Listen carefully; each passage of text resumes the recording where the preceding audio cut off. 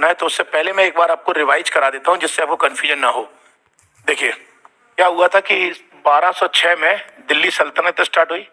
1206 के बाद 1526 में बाबर ने मुगल वंश की स्थापना की। 1707 में औरंगजेब की डेथ हुई।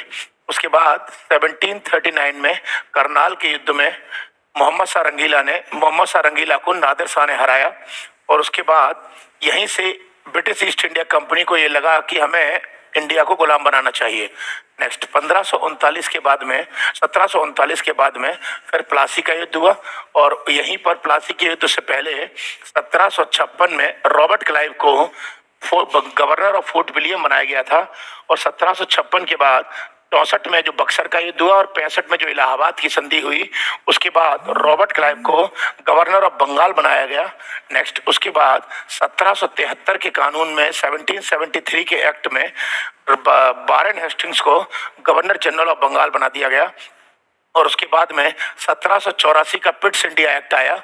उसके बाद 1813 के कानून में अंग्रेजों ने 80% मोनोपोली खत्म कर दी। और 1833 के कानून में अंग्रेज ने मोनोपोली 100% खत्म कर दी। और यहीं पर इंडिया में गवर्नर जनरल ऑफ बंगाल को governor general of India appoint कर दिया गया। फिर 1853 का कानून आया जिसमें ईस्ट इंडिया कंपनी को अल्टीमेटम दे दिया गया कि ईस्ट इंडिया कंपनी कभी भी खत्म हो सकती है। उसके बाद 1857 की क्रांति हुई और 1857 के रिवॉल्ट के बाद में अंग्रेजों को ये फील हो गया कि अब भारत में ऐसे नहीं चल सकते, इसीलिए उन्होंने ईस्ट इंडिया कंपनी अगले कानून में खत्म कर दी। और ईस्ट इंडिया कंपनी के बोर्ड ऑफ कंट्रोल और कोर्ट ऑफ डायरेक्टर जो थे वो खत्म हो गए और यहीं पे कंपनी का शासन स्टार्ट हुआ। और यहाँ पर 1858 यानी 1858 का एक्ट आया। यहाँ से क्राउन रूल स्टार्ट होता है। मतलब मैंने इससे पहले जो बोला है वो कंपनीज रूल था और इसके बाद जो आया वो क्राउन रूल। इसका मतलब यहीं से अंग्रेजों ने भारत को गुलाम बनाना शुरू किया था। ठीक है। अब 1858 के बाद क्या होता है, इसके बाद 1885 में इंडियन नेशनल कांग्रेस बनाई गई। और 1885 से लेकर इंडियन कांग्रेस के 1886, 86, 87, 88 और 89 ये 5 कॉन्फ्रेंस शुरुआत की ऐसी थी जिनमें कहीं ना कहीं हर स्थान में अलग अलग अध्यक्ष अपॉइंट किया गया था। मतलब अलग अलग धर्मों के अध्यक्ष अपॉइंट किए गए थे। और ये कॉन्फ्रेंस अलग अलग एरिया में हुई थी। पहली मुंबई, दूसरी कलकत्ता, तीसरी मद्रास, चौथा इलाहाबाद और 5वीं मुंबई में। और हर धर्म के अलग अलग व्यक्ति भी इसमें अपॉइंट किए गए थे ताकि कांग्रेस के ऊपर कोई ये आरोप न लगाए कि कांग्रेस पर्टिकुलर किसी एक धर्म की या कांग्रेस पर्टिकुलर किसी एक एरिया की पार्टी है। ठीक है। इसके बाद भारत में जो गवर्नर जनरल मेन जो आया उसने 1905 में बंगाल का विभाजन करवाया और यहीं पर स्वदेशी मूवमेंट हुआ, जिसके परिणाम स्वरूप इसी आंदोलन से डर के अंग्रेजों ने लॉर्ड कर्जन को वापस लंदन बुला लिया और लॉर्ड कर्जन के स्थान पर लॉर्ड मिंटो गवर्नर जनरल बना। और लॉर्ड मिंटो के ही आशीर्वाद से 1906 में आगा खां और सलीमुल्लाह खां ने मुस्लिम लीग पार्टी बनाई थी। और 1906 के बाद 1907 में सूरत सम्मेलन हुआ और उस सूरत सम्मेलन में कांग्रेस 2 भागों में बट गई, उदारवादी और उग्रवादी, या गरम दल या नरम दल, या मॉडरेट या एक्सट्रीमिस्ट के बेस पर।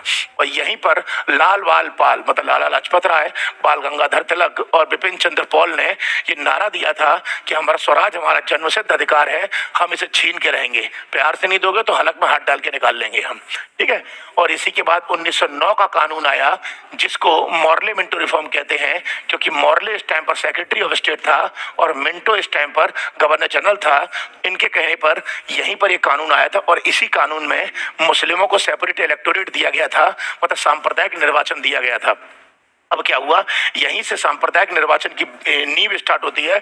और यही सांप्रदायिक निर्वाचन, ध्यान रखिएगा, आगे आजादी के में बंटवारे का एक कारण बनेगा। यहीं से भारत और पाकिस्तान का बीज पैदा होता है। मतलब भारत से जो पाकिस्तान निकलेगा उसका बीज पैदा होता है यहीं से।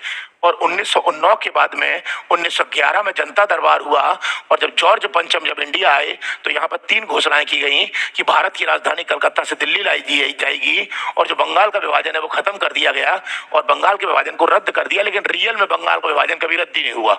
मतलब बंगाल का विभाजन कागजों में लिख दिया था कि बंगाल विभाजन नहीं होगा, लेकिन रियल में इफेक्टिव नहीं हुआ। बंगाल 2 ही भागों में बटा हुआ था। ठीक है।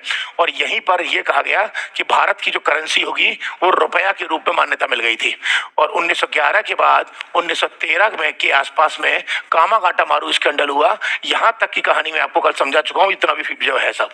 अब इसके आगे का जो पार्ट है वो अब मुझे स्टार्ट करना है। इतने में किसी को कोई कंफ्यूजन है तो यस और नो में बोलो, हाँ है ना, जल्दी।